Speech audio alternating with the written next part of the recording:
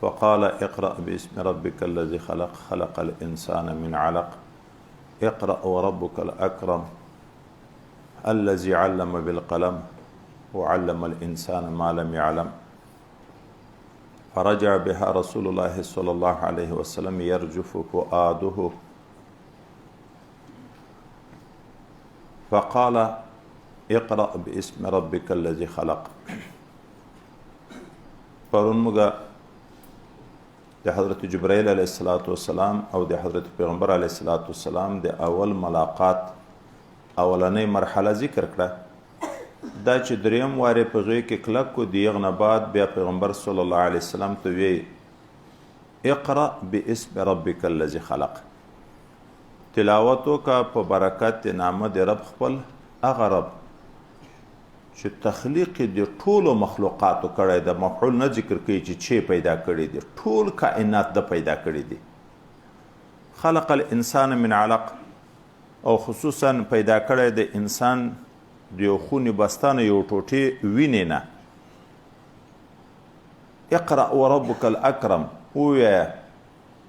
رب د تا ډیر کریم او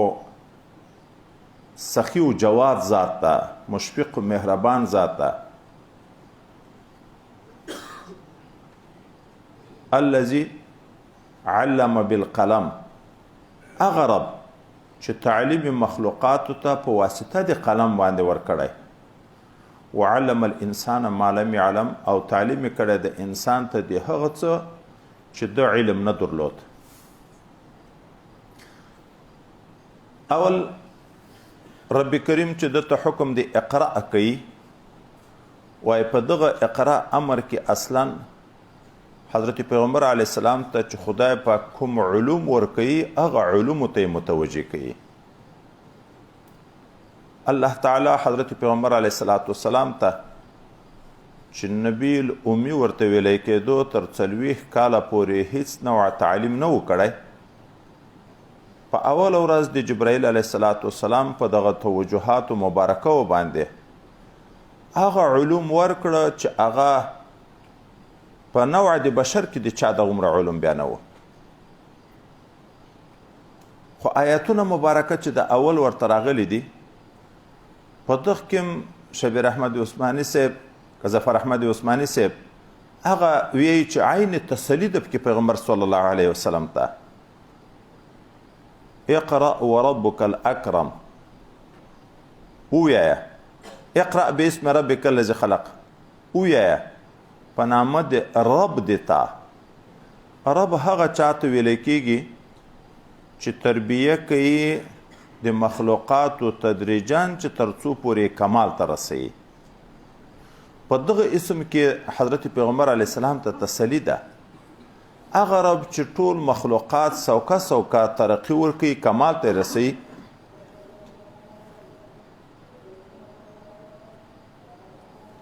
نو ته چې د 40 کلو عمر کې او رب کریم لوی فصاحت او بلاغت درکړی، نو هغه اوس په تا کې دا قابلیت پیدا کړی ده چې ته حامل د وحی ګرځې، تربیه کوي سوکه سوکه کمال ته. ته چې د ډېرو غټو اخلاقو د کمالاتو څښتن یې، نو په دغه وخت کې امي عالم ګرځول دا هیڅ مستبعده خبره نه ده. بیا ورته ویي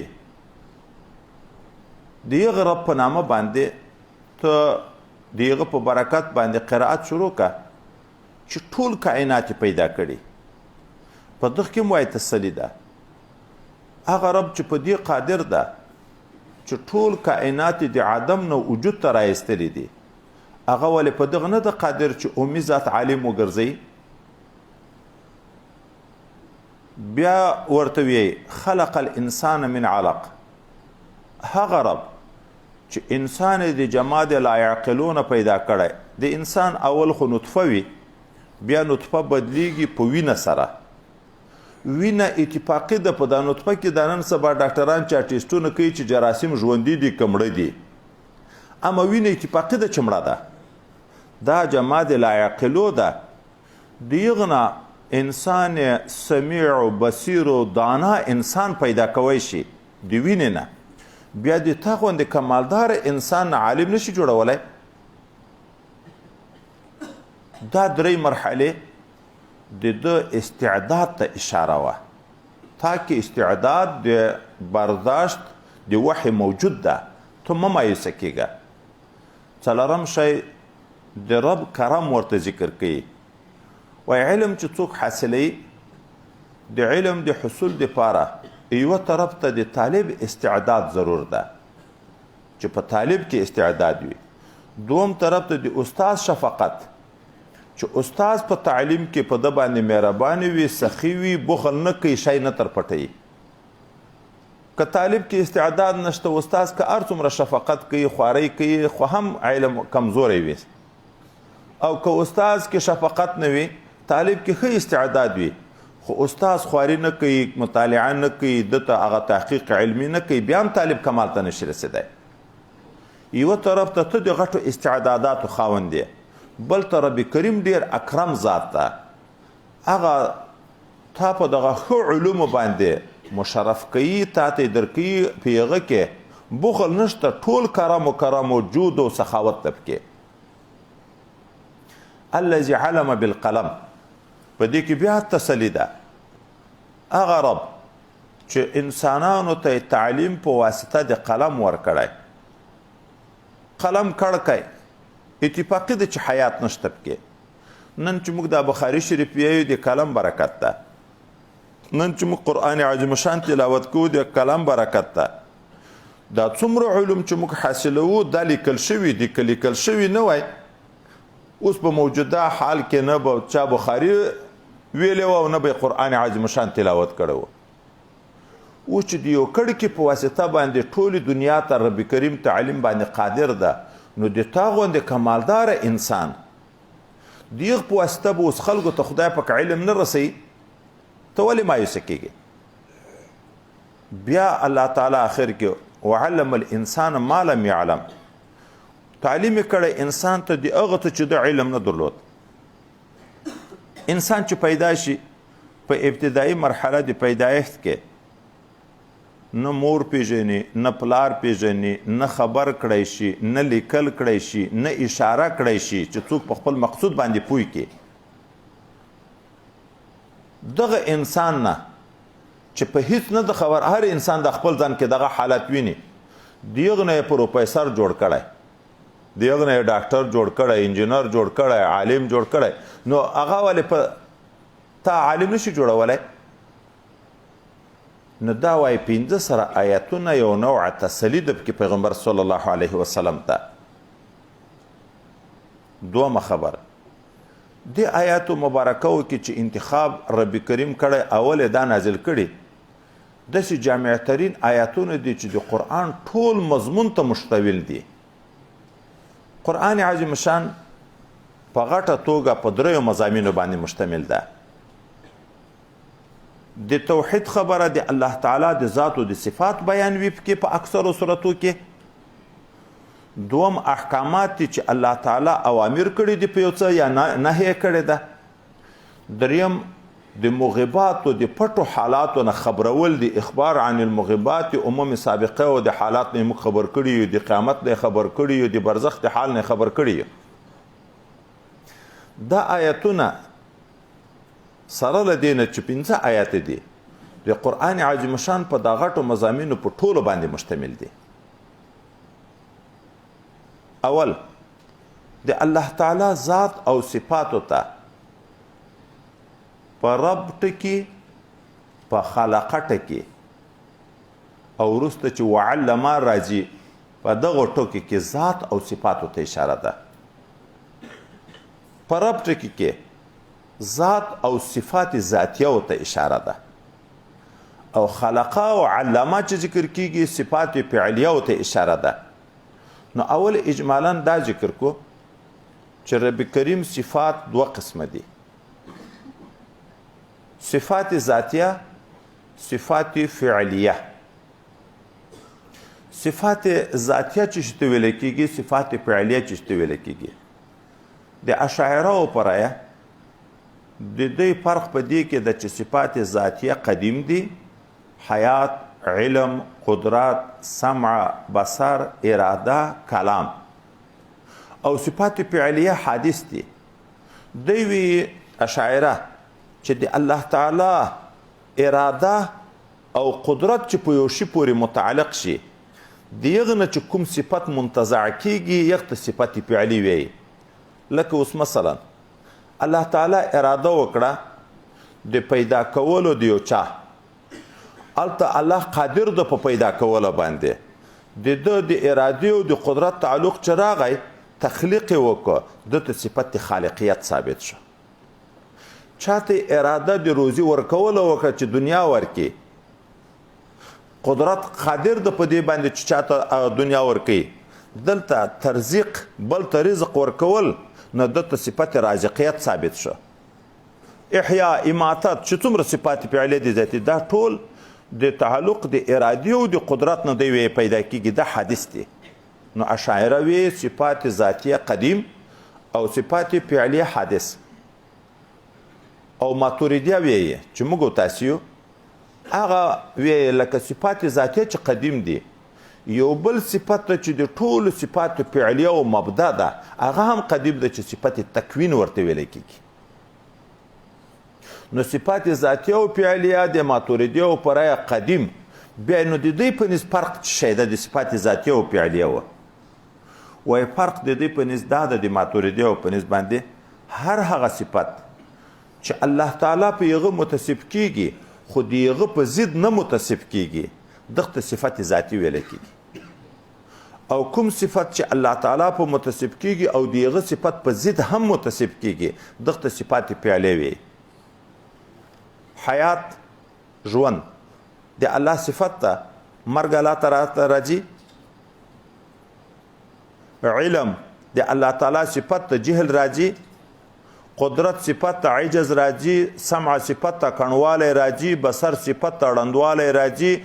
کلام صفت ته ګونګوالی راځي. اراده صفت ته بې ارادتوب جبریت راځي. دا ټول صفات ذاتیه دي. او دا چې په دواړو قسمو متضاد امور متصف کیږي بیا صفات فعلیه ورته ویل کیږي. لکه احیا، اماتت، ژوندي کولم الله تعالی کوي، مړه کولم الله تعالی کوي. تعز من تشاء و تذل من تشاء. عزت هم الله تعالی ورکوي چاته چې اراده وي، ذلت هم الله تعالی ورکوي چاته چې اراده وي. قابض او باسط، رزق تنګونکی هم الله ده، رزق پراخونکی هم الله ده. چاته لږ ورکوي چاته ډیر ورکوي. هر هغه صفات چې په دواړو طرفینو باندې الله متصف کیږي یغه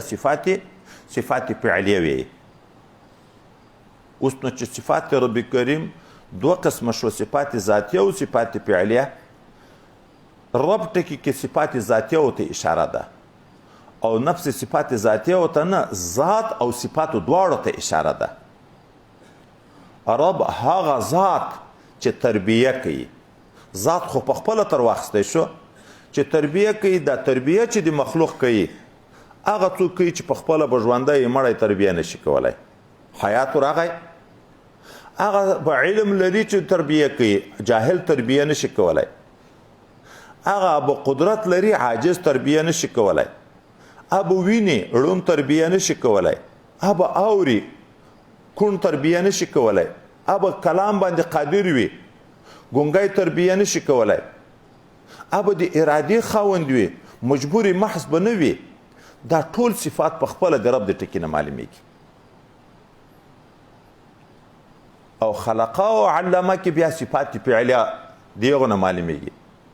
اوس نو په دغه آیاتو مبارکو کې ذات او صفات هم معلوم شو چې د یو غټ مضمون د قرآن عظیم شان ده. دوم طرف دلته دوه واري امر شوی دی، اقرا اقرا اقرا باسم ربک الذی، بیا وی اقرا وربک الاکرم. دا احکام ته اشاره ده ځکه احکام په حکم باندې ثابتېږي. احکام په حکم ثابتېږي خو امر حکم ده. او علم الانسان ما لم يعلم، دا اخبارات مغیبه ته اشاره ده. اوس نو سره له اختصار نه چې 15 آیات دي په ټول مضمون د قرآن عظیم شان باندې اجمالا دا مشتمل دي. اقرأ باسم ربک. بیرته دریمه نکته کې ذکر کو، ته تلاوت وکړه په برکت د نامه د رب. اقرأ بربک یې ونه ویلې، اسم ټکی زیات کو. اشاره ده دې ته چې د الله د ذات د الله تعالی د صفاتو علم موږ مخلوقاتو دپاره نشته. دی چې موږ پیژنو په نومو یې پیژنو، رب کریم چې پیژنو، د صفات چې پیژنو دا په نومو پیژنو. کنها د حقیقت ذات او د صفاتو دا موږ ته نه ده معلوم. دا ربط په مابین د مخلوق او د خالق کې چې دی خالق د موږ مخلوق یو، دی معبود د موږ عابدین یو، دغه ټول په اسماو پیژنو. نو ځکه یې بربک ونه ویلې، اسم ربک یې ویلې. ځکه په بسم الله کې وروسته چې ذکر کوو اسم ټکی زیات ده. بسم الله الرحمن الرحیم چې د هر کار په سر کې شروع کوو، بالله الرحمن الرحیم نه وي، بسم الله. اقرأ باسم ربک الذی، تر پایه پورې دا 5 آیتونه، دا خو 3 نکات شوه. څلورمه خبر په دې آیتو مبارکو کې په اول آیات کې حکم دا وشو چې اقرأ باسم ربک. د دغه مستاق څنګه ده؟ په دا اقرأ شروع په اسم د رب څنګه کیږي؟ وای دا کې اجمال ده چې کله بسم الله مجریها و مرساها نازل شو، دومره معلوم شو چې د کار په شروع کې بسم الله ټکی په کار ده. وروسته چې بیا سورت نمل نازل شو، انه من سلیمان و انه بسم الله الرحمن الرحیم، بیا هلته معلوم شو چې دا بسم الله به ټوله سړی وایي.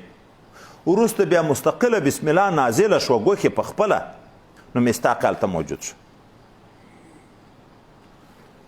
5مه خبر،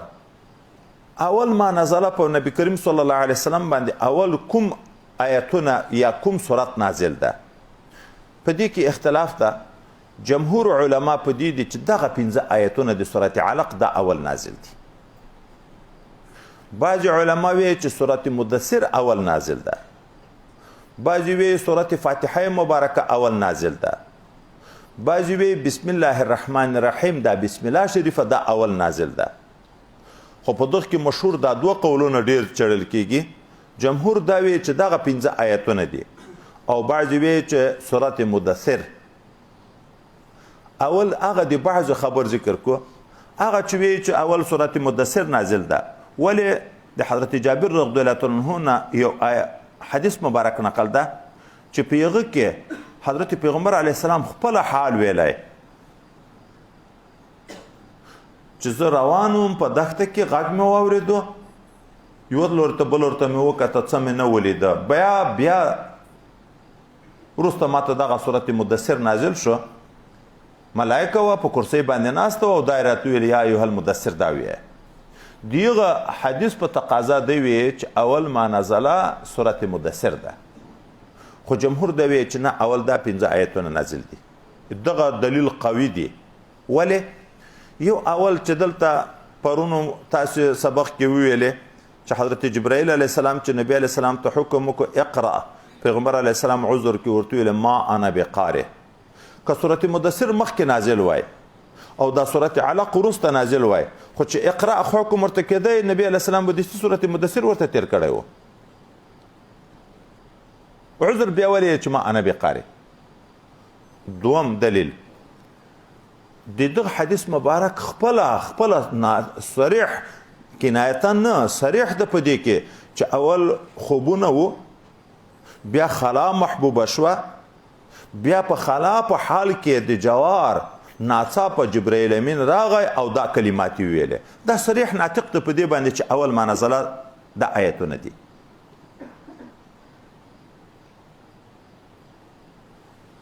دریم هغه روایت چې حضرت جابر نه نقل ده چې اول سورت مدثر نازل ده، د هغه نه هم دا معلومیږي چې نه اول سورت مدثر نه ده. ولې په هغه حدیث مبارک کې تفصیلي داسې راغلی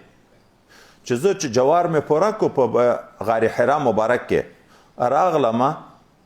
چې د خوړ مابین ته راکوز شم، د مانده د خوړ مابین ته راکوز شم، غږ مې واورېدو یو طرف ته بل طرف ته مې وکته څوک نه و بیا مې واورېده دریم وار مې چې وکته پاس فاذا الملک الذي جاءني بحرا هغه ملایکه چې مخکې ماته په غار حرا کې راغلی وه په کرسۍ ناسته وه ټول افق بند کړی وه اوس هغه حدیث نه خپله څه معلومیږي چې صورت مدثر چې راوړ د دغه نه مخکې یو وارې جبرائیل امین راغلی که نه چې ماته غار حرا کې راغلی وه هغه ملایکه راغلی وه او تطبیق محدثین کرام بل اسانه داسې کوي اول ما نزله حقیقي دغه 15 آیتونه دي چې دا راغلي خو بیا 3 کاله شاوخوا تقریبا فطور دی وحی چې وروسته بیا روان ده په عبارت کې ذکر کوو وحی منقطعه وه د فطور نه بعد اول ما نزله بیا صورت مدثر ده نو اول حقیقي دا د صورت علق آیتونه دي د فطور د وحی نه بعد بیا اول ما نزله صورت مدثر او یا دوم تطبیق اول ما نزله خو ټول صورت نه د آیتونه 15 آیات د علق دا اول ما نزله دي او اول صورت چې به تمامیه نازل ده ټول په یو وار چې کوم کامل صورت نازل ده هغه صورت مدثر ده یا اول صورت چې په تنذیر باندې مقید ده چې خلک وډار کا هغه صورت مدثر ده نو ځکه علما دا وی چې هغه دوم ده دا اول د ول دلته د اقرا حکم ده الته د تنذیر حکم ده بل خبرول بل دارول فرع د دې چې اول خو به د خپل علم وي نو دلته د علم خبر ده ورته الته بیا د تنزیل خبره ده پس له دینه او وروستنی خبر دا چې دغه آیات مستاق بسم الله شوه چې شروع په قرآن عظیم شان په تلاوت چې کوي نو بسم الله به ویایې په دغه بسم الله کې اوس خبره وکړو چې دا بسم الله الرحمن الرحیم اول جز د قرآن ده که نه ده بیا دومه خبر چې جز د هر صورت ده که نه ده د صورت فاتحه جز ده که نه ده نو په دې کې بیا اختلاف ده حضرت سیدنا امام مالک رحمه الله هغه ویي چې بسم الله د قرآن عظیم شان بالکل جز نه ده د ټول قرآن عظیم شان جز نه ده دا صرف د سورتو د فصل د پاره چې نبی علیه السلام ته به علم په ورکوو چې دا صورت اوس ختم شو دوم صورت شروع شو د دغه دپاره نازله شوې د قرآن جز نه ده او بالعکس بیا امام شافعي صاحب دغه هغه وی چې د هر صورت جز ده هغه وی د ټول قرآن جز نه ده دا وی چې د هر صورت جز ده نو فاتحه خو یو صورت دی دغه هم جز ده احناف په د مابین کې قول کوي چې د قرآن عظیم شان جز ده لہذا حافظ د قرآن چې تلاوت کوي په تراو کې په یوه بسم الله به جهر کوي د کوم صورت په سر کې چې خو یوه وارې به بسم الله په زوره ویي ولې جز ده د قرآن عظیم شان خو دا د صورت نمل کې اختلاف نه ده هغه خو دا د صورت جز خو د قرآن جز ده دا د صورتو په سر کې چې لیکلې ده او د هر صورت جز نه ده احنافي د قرآن عظیم شان جز ده خو د هر صورت جز نه ده دا چې بیا د صورت په باب کې خبره شي بیا فاتحه کې لوی اختلاف ده په دې کې چې دغه جز ده که نه ده نو دغه کې امام شافعي صاحب دغه ویي چې د هر صورت جز ده احناف ویي چې نه ده احناف ولې ویي چې د هر صورت جز نه ده خو د هر صورت په سر کې خو لیکلی ده د صورت برات نه ما سوه نور خو د هر صورت په سر کې بسم الله شریفه لیکلی ده دا ولې ویي چې د هر صورت جز نه ده یو دغه صورت اول نازل شو په سر کې بسم الله نه وه ګورې خو وروسته د بسم الله تعین وشو چې بسم الله نازله شوه دوم حضرت پیغمبر صلی الله علیه وسلم ابو سعید معلا ته ویي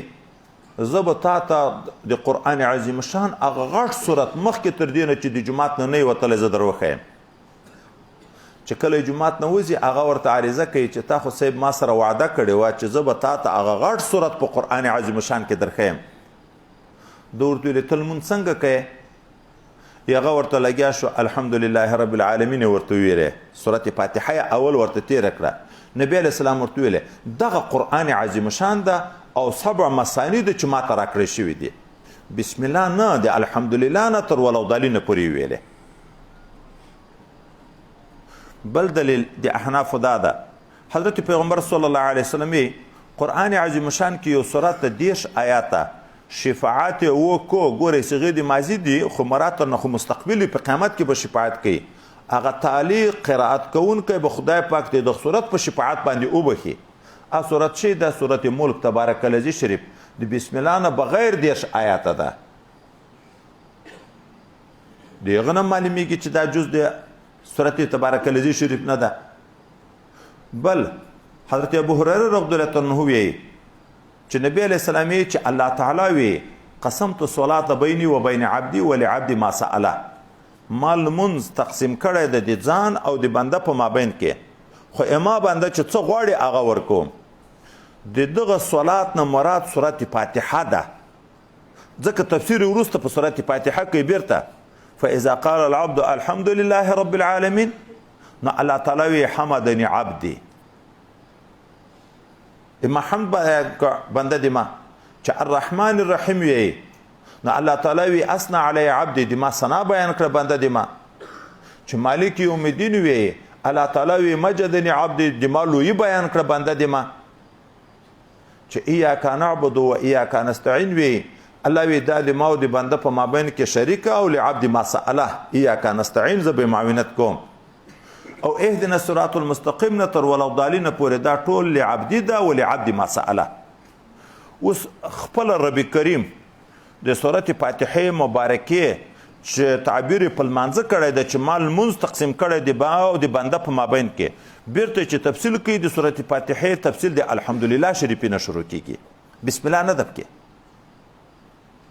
بل روایت حضرت انس رضی الله تعالی عنہ وی په یو روایت کې وی ما د حضرت پیغمبر علی السلام صدیق اکبر حضرت عمر په درې سره په منځونه کړی دي كانوا يفتتحون الصلاه بالحمد لله رب العالمين يغبد المنظور شروع په الحمد لله کړه د جهر خبره ورسته په تفریقیږي نو خو بسم الله جز نه د کني خو چې کوم صورت کې المنځ کې قرائت په زور ویل کېږي خو بسم الله به وسره ویل کېده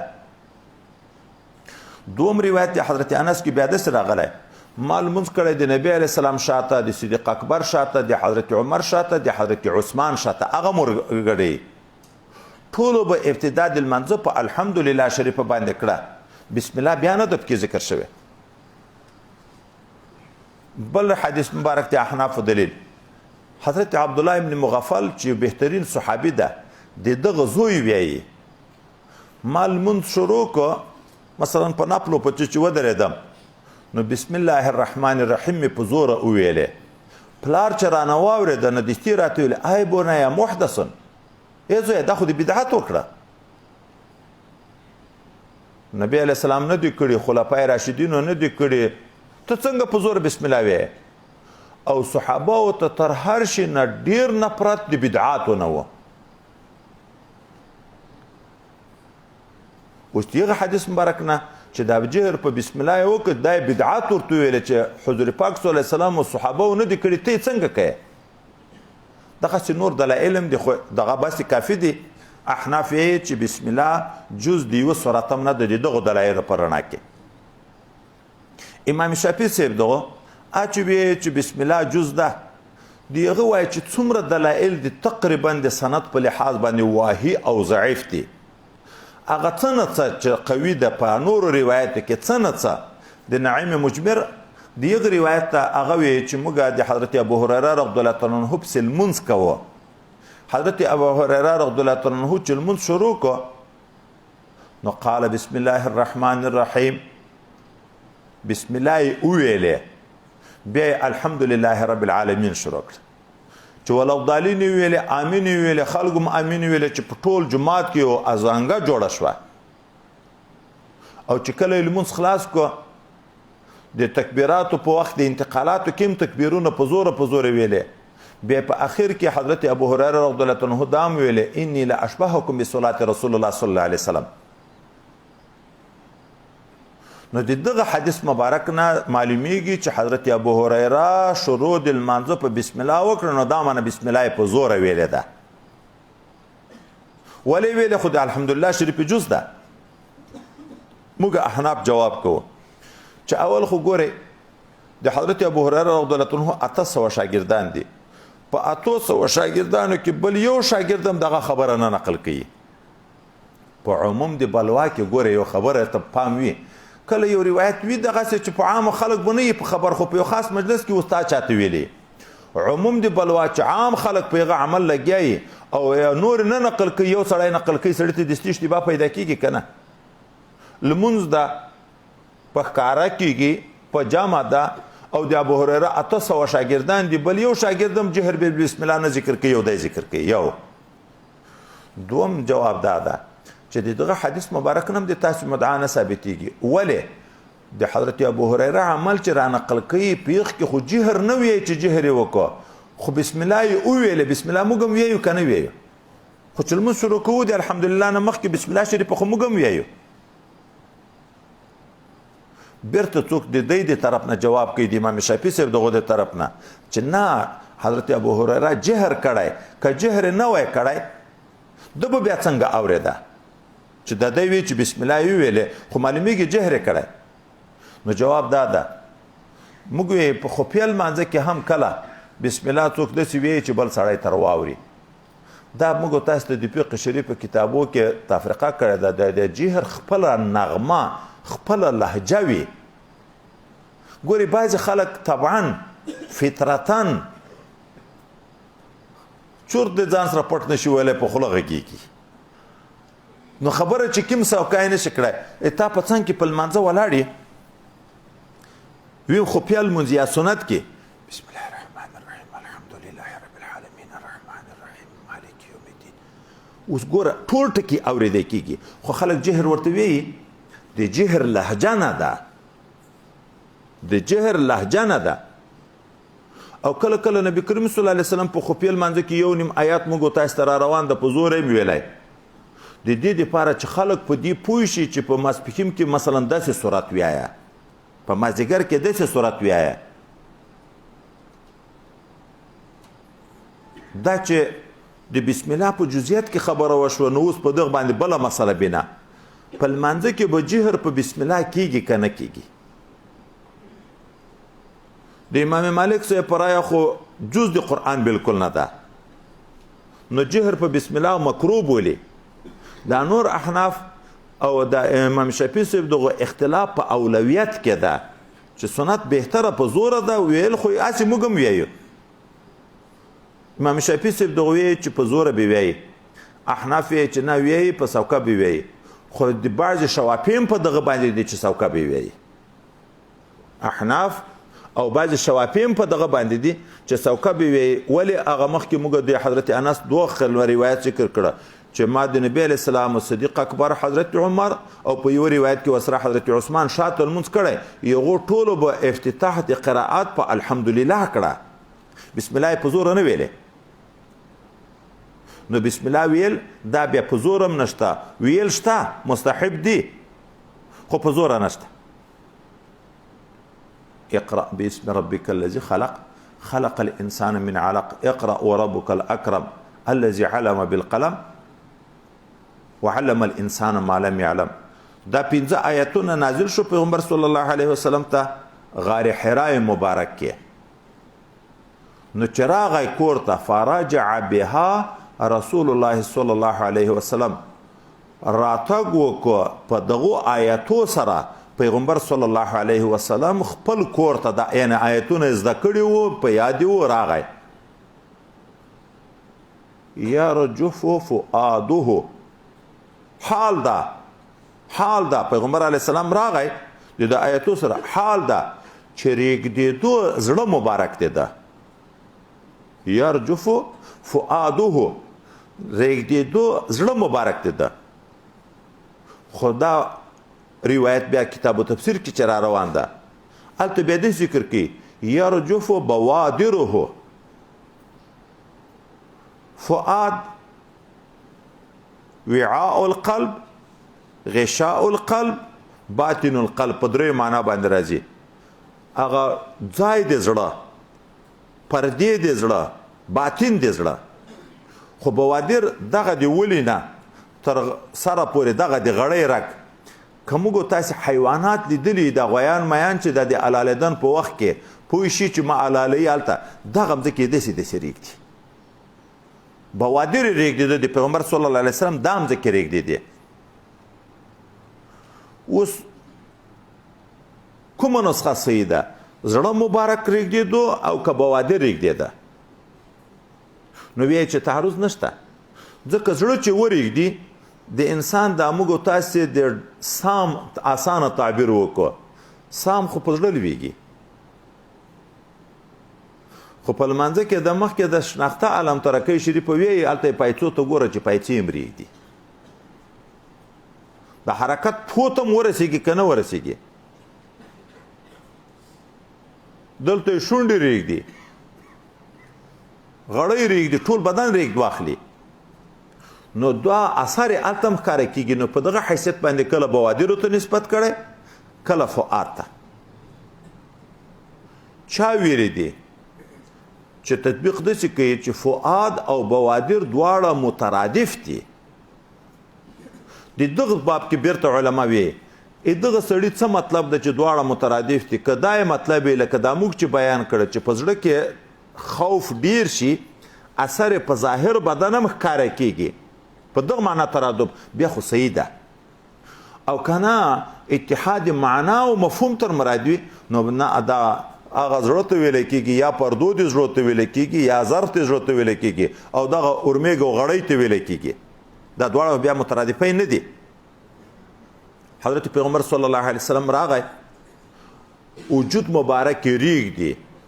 زړه یې ریږدي یا غړۍ مبارکه یې ریږدي فدخل على خدیجة بنت خویلد بن اسد بن عبد العزى خدیجة الکبرى د خویلد لور ده هغه د اسد هغه د عبد العزى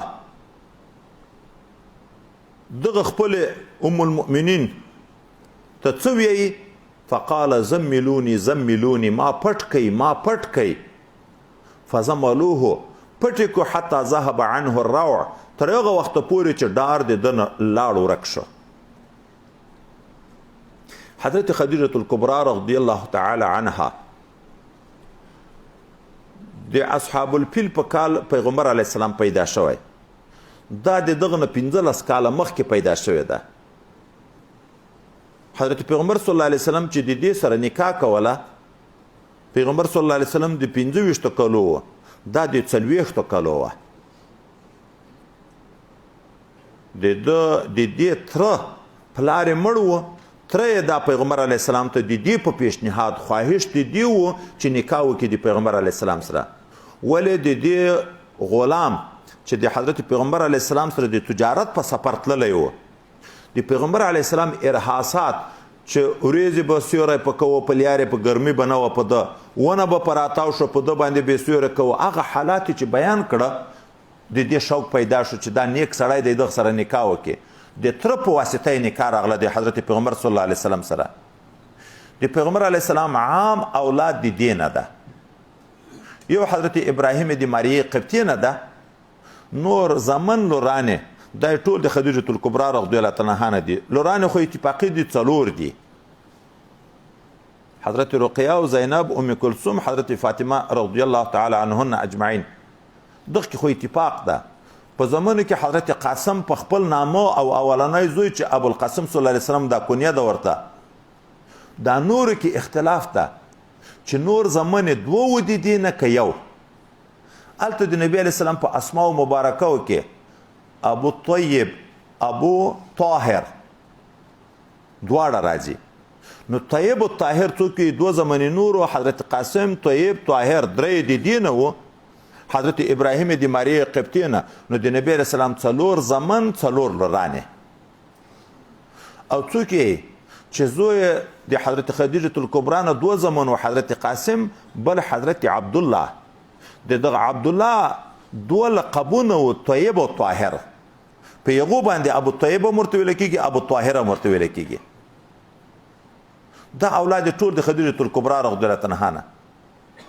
پیغمبر صلی الله علیه وسلم چې د نبوت اظهار وکړ نو یو قول دا د اول ایمان په پیغمبر علیه السلام دی راوړی په ټول امت کې خو دا خو اتفاقي ده چې اول ایمان په ښځو کې په نبی علیه السلام دی راوړی خو په عام کې اختلاف شته هغه به بیا وروسته په خپل ځای کې ذکر کوو دا وزیر صدق ورته ویلی کېږي رښتونې معاونه د پیغمبر صلی الله علیه وسلم ټوله دنیا دښمنه وه پیغمبر علیه السلام به کور ته فریشان راغی دی به تسلي ورکوله نیکه مشوره به ورکوله چې ابو طالب وفات شو چې د نبی علیه السلام مدافع و تره و څوک یې نه پرېښ 3 ورځې بعد د ابو طالب نه بیا خدیجة الکبرا وفات شوه دا په نبی علیه السلام باندې ډېر تکلیفونه د دغه نه بعد راغلي دي د اهل مکه و د طرف نه بې ادبۍ ورسره حتی چې په سر باندې دی جومات ته را روان ده خاورې ور وشنلې دی راغی کور ته وویل چې ابو طالب چې ژوندی و د ما سره خو چا داسې نه شوی کولی دا خدیجة الکبرا رضی الله عنها چې تر څو ژوندی وه نبی علیه صلات وسلام د دې نه مخکې هم د چا سره نکاح نه وه کړې د دې د نکاح حیات په وخت کې هم بله بیبي نه ده کړې چې تر څو ژوندی وه د پیغمبر صلی الله علیه وسلم سره دوه ماده پیغمبر علیه السلام نه ده کړی چې دا دنیا نه لاړه بیا دا نور ودونه کړي دي هم ټول خو پې ور نه دي کړي حضرت عایشې رضی الله عنها سره کوزده په شپه کلنۍ راغله کوزده یې د هغې بیا اول کړې ده خو واده کړی بیا د هغې نه مخکې حضرت سوده رضی الله عنها مشره وه کونډه وه هغه یې په نکاح کړه هغه یې راواده کړه حضرت عایشه رضی الله عنها د بدر نه وروسته یې بیا راواده کړه په مدینه منوره کې دا نورې بیبیانې ټولې د دغه نه باد کړي دي دغه خدیجة الکبرا رضی الله عنها ته چې نبی کریم صلی الله علیه وسلم ورغی ورته ما پټ کوي ما پټ کوي ولې ورته وایي چې ما پټ کوي وایي دا تجربه ده چې سړی وډار شي تبه غوندې په راځي د ډاره ریږدي او چې ګرم شي هغه اثر ورکېږي اوس سوال دا ده خدیجة الکبرا ام المؤمنین رضی الله تعالی عنها ته چې پیغمبر علیه السلام خطاب کوي چې راغی دې ته ورته ویې قال زملوني زملوني خطاب ام المؤمنین ته ده او صيغه د جمع مذکر ذکر کوي خو زملینې په کارو چې دې ته خطاب کړی وای نو جواب دا ده چې یا د خدیجة الکبرا غلام او مینځه هم دلته موجود و ځکه دا خو ډېره مړه وه خدای پاک نبی علیه السلام غنا یو قول دا ده چې د دې په واسطه باندې خدای پاک غني وګرځوه عائلا فاغنا نو مینځه یې و غلام یې و 3 سورته نبی علیه السلام مخاطب شو ورته زملوني زملوني یو دوم قول یا دا ده د محاورې په اعتبار د خدمت په وخت کې چې څوک د چا نه خدمت کول غواړي وای الته د مذکر او د مؤنث د مفرد او د جمع فرق ډیر نه کوي یو چڼای دغه په کې تاسو خو ماته له ګوبر راوړی تاسو خو ډیرو ته ویل کېږي وای د خدمت په حال کې د نر او د ښځې په صيغو کې فرق خاص نه راځي د مفرد او د جمع نه راځي او یا دریم جواب دا خطاب تکریمی او تعظیمی د دې عظمت ته اشاره کوي د مفرد نه په ځای چې جمع استعمالیږي رب کریم د خپل ځان نه حکایت په قرآن عظیم شان کې اکثر ځای کې ضمیر د متکلم الغیر باندې کوي د عظمت شان لپاره حضرت موسی علیه نبینا علیه السلام روان ده بیبي مبارکه ورسره ده د شپې په بیابان کې یو طرف ته ساړه د بل طرف ته لیار تر ورکه شوه د رب کریم انوارات د اور په شکل ولیده ګورې انوارات رب دی اور خو نه و په ونه کې خو د اور په شکل ولیده دا مطلب دا د انوارات لیدی کېږي انوارات لیدی کېږي د الله د ذات لیدلو کې اختلاف ده د نبی علیه السلام په شان کې نور خو چا نه ده لیدلی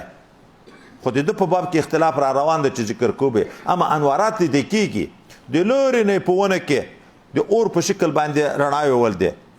نو خپل بیبي مبارکه یوه بیبي ده څه ورته وایي وقال لاهله امکثوا د جمع صيغه ورته ذکر کوي کنه لکه الته چې د جمع صيغه ذکر ده د عظمت او د احترام د پاره دلته هم دغه د جمع صيغه ذکر ده نو ورته ام المؤمنین ته چې ما پټ کوي دوی پټ کو دوی نو یا په کور کې خادم او خادمه چې منځ ورسره ده یا ام المؤمنین چې دا پټ کو تر هغه وخت پورې چې هغه د ریګدیدان اثر ختم شو خوف لاړ ختم شو نو دغه نه بعد فقال لخدیجه بس ده